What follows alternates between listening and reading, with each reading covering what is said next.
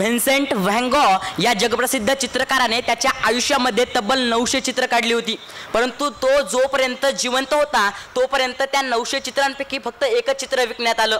अशा या जगप्रसिद्ध चित्रकाराला त्याच्या संपूर्ण आयुष्यामध्ये कधीच प्रसिद्धी मिळाली नाही. तेव्हा जेव्हा आम्ही भारताच्या बाबतीत हाच विचार करतो तेव्हा ज्यांच्या साहित्यामधून आणि ज्यांच्या लेखनामधून भविष्याला नवी दिशा मिळाली असं आकांत लेखन तयार झालं, परंतु जिवंत असताना त्यांना कधीच प्रसिद्धीचा उपभोग घेता आला नाही, असे स्वातंत्र्यवीर सावरकर यांच्याविषयी बोलण्यासाठी मी उभा आहे. नमस्कार, मी स्पर्धक कोड क्रमांक 4 विषय मांडतोय साहित्यिक सावरकर. विषयाच्या सुरुवातीला मला साहित्यिक या शब्दावर प्रकाश टाकणं गरजेचं वाटतं. मुळात साहित्यिक हा खूप मोठा शब्द आहे. जेव्हा आपण साहित्यिक या शब्दाचा विचार करतो तेव्हा त्या शब्दामध्ये 15 ते 20 भूमिकांचा अंतर्भाव होतो.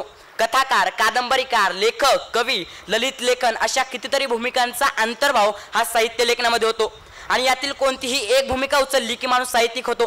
परंतु सावरकरांच्या बाबतीत जर विचार करायचा झाला तर यातील कित्येक भूमिका त्यांनी एकाच वेळी बजावल्या किंवा एकाच आयुष्यात बजावल्या. तेव्हा कमलासारखं महाकाव्य सावरकरांनी रचलं. 1857चे स्वातंत्र्य समर हे पुस्तक लिहून इतिहास लेखनाचं काम सावरकरांनी केलं. जोसेफ मॅझिनी सारख्या इटालियन क्रांतिकारकाचं चरित्र जगासमोर अभ्यासून आणण्याचं काम सावरकरांनी केलं. माझे जन्मठेप नावाचं आत्मचरित्र त्यांनी लिहिलं. भारतीय इतिहासाची 6 सोनेरी पानं, the 6 golden pages of Indian history या पुस्तकातून भारताचा इतिहास हा केवळ पराभव आणि केवळ पराभवांची मालिका नसून तो एक विजयशील इतिहास आहे हा विचार त्यांनी जगासमोर आणला. नेमजसी ने परत मातृभूमीला, सागरा प्राण तळमळला यासारखी कविता सावरकरांनी लिहिली. तेव्हा क्रांतिकारक म्हणून ओळखले जाणारे सावरकर हे एक इतिहास अभ्यासक सावरकर आणि एक साहित्यिक सावरकर म्हणून जगासमोर आले. सर, साहित्यिक म्हणजे जेव्हा एखादा व्यक्ती लिखाण करतो तेव्हा त्याची पहिली भूमिका ही असते की ज्या भाषेतून तो लिखाण करतोय त्या भाषेवरती त्याचं अगाध प्रेम असावं. आणि सावरकरांनी हे प्रेम फक्त शब्दातून नाही तर कृतीतून दाखवून दिलं. परंतु सावरकरांचं मराठी भाषेवरचं प्रेम हा इतर भाषांबद्दलचा द्वेष नव्हता. सावरकर हे स्वभाषाभिमानी होते, परंतु तो अभिमान हा इतर भाषांचा द्वेष करणारा नव्हता.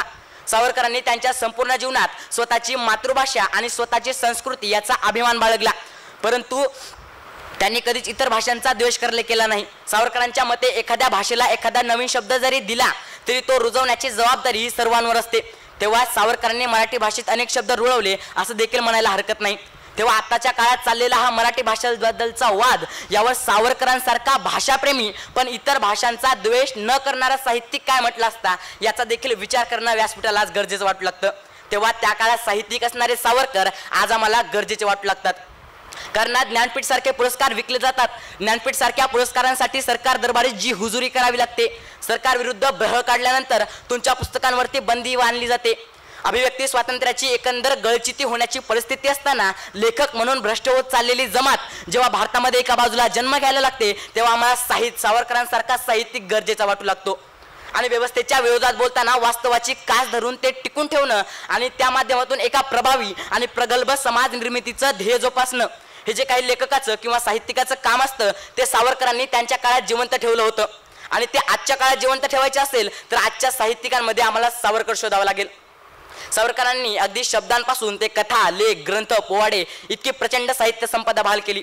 सावरकरांना त्यांच्या लिखाणापासून कोणीही वंचित ठेवू शकलं नाही, मग ते दस्तूर खुद्द इंग्रज का असेना. अशा प्रखर साहित्यिकाचं लिखाण तर अंदमानच्या भिंती सुद्धा बंदिस्त करू शकल्या नाही. सर, सावरकरांनी मराठी भाषेला अनेक शब्दांची देणगी देखील दिली. सावरकरांच्या मते एखाद्या भाषेला एखादा नवीन शब्द जरी दिला तरी तो रुजवण्याची जबाबदारी ही सर्वांवर असते आणि सावरकरांनी सर्वांना त्याची सवय लावली. तेव्हा सावरकरांनी मराठी भाषेत अनेक शब्द रुळवले असं म्हणायला देखील हरकत नाही. सर, अतिशयोक्ती वाटेल पण काळ्या पाण्याची शिक्षा भोगत असताना सावरकरांनी चक्क उर्दू गझल लिहिल्या होत्या. पुढे जुलै 2013 मध्ये त्या सापडल्या आणि शंकर महादेवन यांनी त्या संगीतबद्ध करून अमिताभ बच्चन यांच्या आवाजात प्रकाशित देखील करण्यात आल्या. जागतिक पातळीवर जर विचार करायचा झाला तर जगातील अनेक साहित्यिकांनी त्यांच्या भाषेसाठी विविध चळवळी सुरू केलेल्या दिसतात. न्यूटन, शेक्सपियर यांनी देखील शुद्ध इंग्रजीचा आग्रह धरला. आयुष लोकांनी त्यांच्या मातृभाषेच्या पुनरुज्जीवनासाठी केलेलं आंदोलन सर्वज्ञात आहे. इस्रायलने तर हिब्रू भाषेला कबरीतून बाहेर काढून तिला राष्ट्रभाषा केलं. आणि भारताचा जर विचार करायचा झाला तर भारतामध्ये देखील स्वातंत्र्यवीर विनायक दामोदर सावरकर यांनी भाषाशुद्धीची चळवळ सुरू केली. मराठी भाषा आणि अधिक समृद्ध केली आणि मराठी भाषेला जागतिक स्तरावर एक वेगळं महत्त्व प्राप्त करून दिलं. सावरकरांच्या साहित्य प्रवासाची एकंदर जेव्हा आपण माहिती घेतो तेव्हा सावरकर एक साहित्यिक आणि सावरकर एक व्यक्ती म्हणून त्यांचा विचार करणं मला गरजेचं वाटतं. सावरकर करण्यासाठी सावरकरांबद्दल पूर्वग्रह ठेवून तो अभ्यास सुरू ठेवणं हे सावरकरांच्या व्यक्तिमत्वावर आणि खरं तर त्यांच्या साहित्यावरही अन्याय करणारं ठरेल. समग्र सावरकर जेव्हा समजून घ्यायचे असतील तेव्हा विषयाच्या सुरुवातीला उल्लेख केल्याप्रमाणे जोसेफ मॅजनी सारख्या इटालियन क्रांतिकारकाचं चरित्र लिहिताना सावरकरांच्या नेमक्या प्रेरणा काय होत्या याचा देखील विचार करणं आज व्यासपीठाला गरजेचं वाटतं. तेव्हाच खरे सावरकर आपल्या समोर येतील. चरित्र लेखन करताना सावरकरांच्या नेमक्या प्रेरणा काय होत्या याचा देखील विचार व्हायला हवा. कोणत्याही लेखकाच्या जीवनातील विविध पैलू हे त्याच्या साहित्यातून येत असतात आणि सावरकरांनी साहित्यातील विविध क्षेत्रात जवळपास सगळ्या क्षेत्रात मुक्तपणे विहार केला आहे. तेव्हा सावरकर हे एक प्रखर आणि